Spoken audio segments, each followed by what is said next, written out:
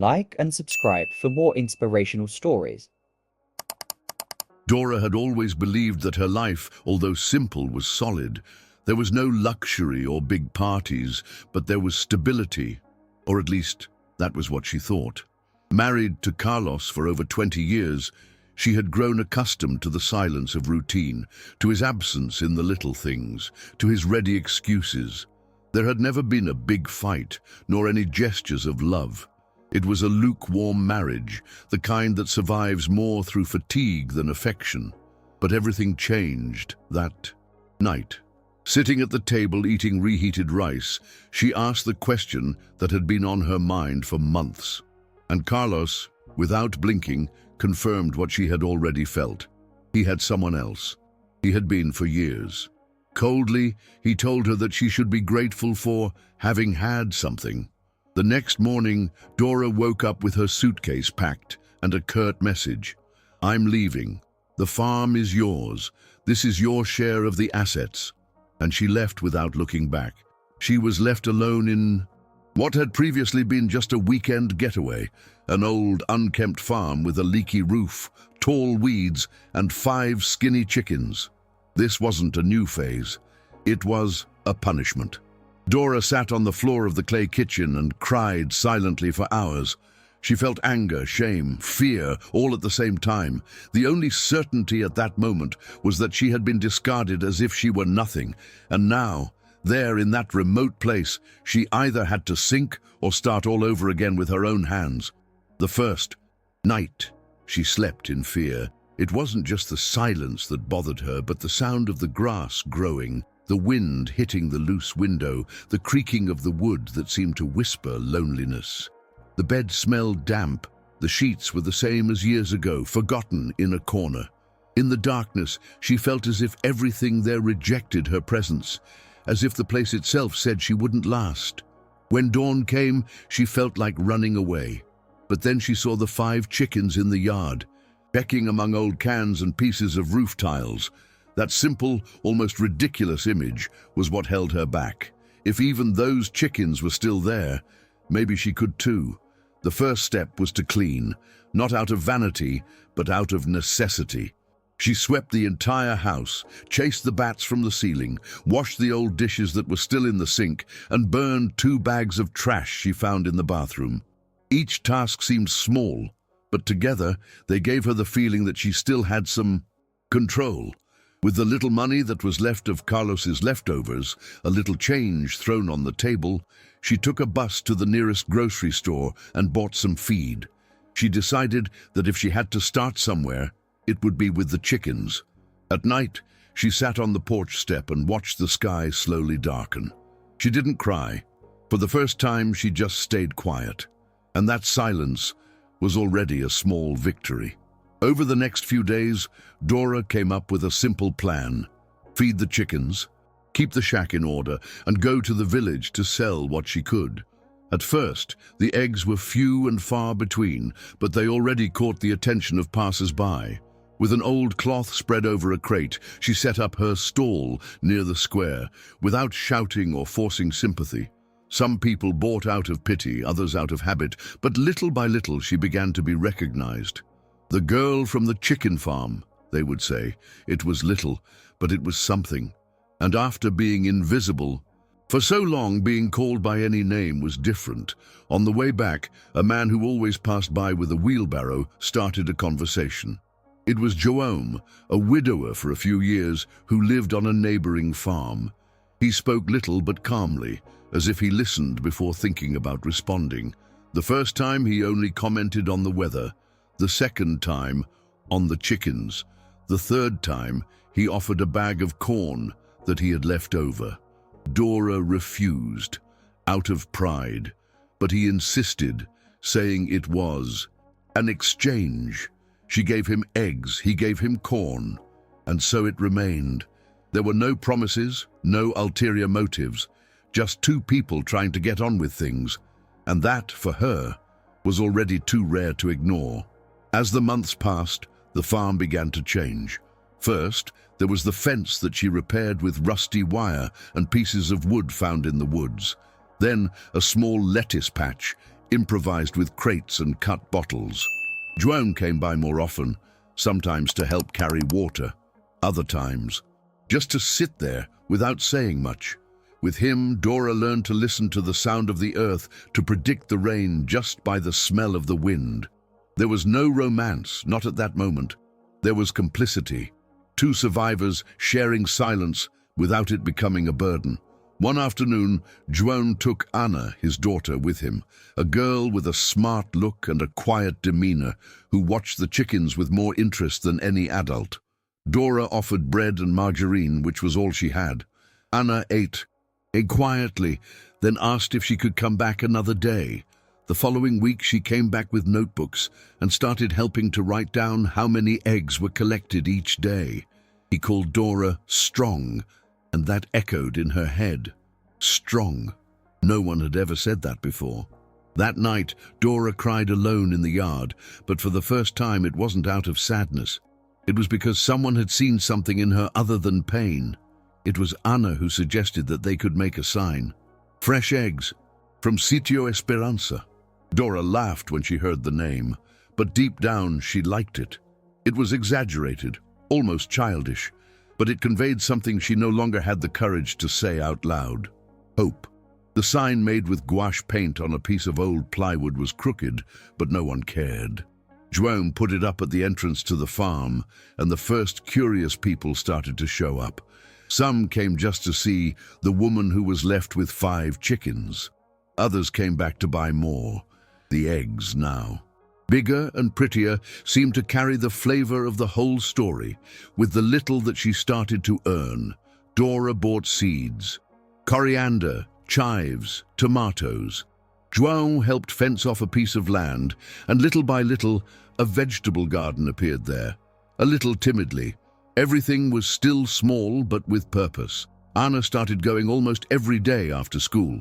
She helped, laughed, asked questions. One day she asked if Dora was married. She said no longer. "Then you can marry my father," Anna said seriously. Dora laughed, changed the subject, but was embarrassed. She realized for the first time that Joan was more than just a presence. He was affection. He was someone who was there when no one else was. That month, Dora did something she had never done before. She went to the city library. She picked up 3 books on raising chickens and family farming. She began writing everything down in a thick notebook with neat, organized handwriting. She began experimenting with composting, set up a simple rainwater collection system, and learned how to prepare homemade feed. The chickens grew stronger, the eggs firmer, and production increased. People from the city started showing up. Some even asked to bring a dozen of them every week. It wasn't much, but it was enough to pay the basic bills, buy new shoes for Anna, and have a little left over to think about painting the house. The same house where she had once cried on the dirty floor now smelled of coffee and wet earth. It was one of those mornings that Joan showed up with a large, sanded piece of wood with carved letters, Sítio Esperança. Without saying anything, he nailed it to the entrance. Dora stared at the sign for a while, unable to hide her smile. She thanked him with a long look. After that, his visits became routine. He helped without imposing himself, respected her silences, and in the most difficult moments, like when one of the chickens died or when a customer didn't pay, he was just there, whole, the way few men know how to be. And it was like that, without rushing and without promises, that she began to love again. The kiss came on a cloudy day, without warning. They were collecting dry leaves at the back of the farm when the rain started to fall lightly. Joan took off his hat, gave it to her, and they stood there laughing awkwardly. Dora looked into his eyes for longer than she was used to, and when he held her face with his hands covered in dirt, she didn't pull away. It wasn't a soap opera kiss. It was a short, sincere kiss, with the taste of rain and reheated coffee. After that, they didn't say anything. He continued piling branches. She went back to the kitchen, but something inside her had settled down. A part of her that had always been on alert had finally let its guard down. Anna realized it even before Dora accepted. She started calling them my parents when she introduced a neighbor. Dora pretended to correct her but let it go. João didn't change with the label. He continued to wake up early, carry corn, take care of the fence. The difference was that now they drank coffee together, sitting on the porch, while Anna combed her hair, looking at the horizon. The farm was no longer the same. It had new paint, flowers planted near the fence, and a new chicken coop that the three of them built together over the course of a whole weekend. To outsiders, it seemed like little, but to Dora, it was everything, and it was real. The year turned, and with it came recognition. A local journalist who bought eggs regularly asked to write an article, a story of overcoming obstacles in the countryside, she said. Dora hesitated, not wanting to become a showcase, but João spoke quietly. Sometimes, telling stories helps someone more than we imagine. The article was published in a local magazine. More people came, more requests. A small market invited her to set up a permanent stand. And then the messages came. Other women who had been abandoned, betrayed, left with children and debts. Some cried, others asked for advice. For the first time, Dora realized that her pain had become a bridge. That's how the project was born. A shed at the back of the farm became a training space. João and Anna helped organize everything. Dora taught how to care for chickens, how to plant without poison, how to turn leftovers into feed, how to make the little they had grow. The women arrived quiet and withdrawn, but left with their eyes brighter. Some came back with baskets, others brought stories. The farm became a meeting place. It wasn't an NGO or a company, it was a network. It was a home for those who had never had a place to fall asleep. And between one class and another, between one sale and another, Dora saw what she had done. She had built something that wasn't just hers. It belonged to all those who had once been left with nothing. The greatest recognition came when Dora was called to receive a state award for rural women entrepreneurs.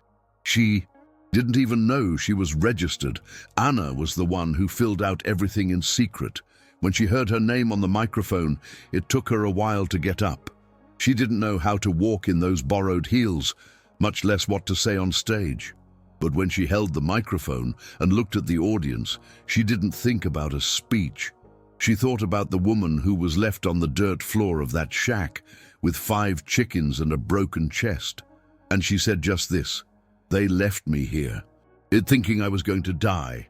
But it was here that I started living." When she returned, the farm was decorated with colorful flags made by Anna. There was corn cake, cashew juice, and a circle of women clapping their hands. João was waiting for her on the porch with his usual calm look. That night, she looked at everything with a kind of peace she had never felt before.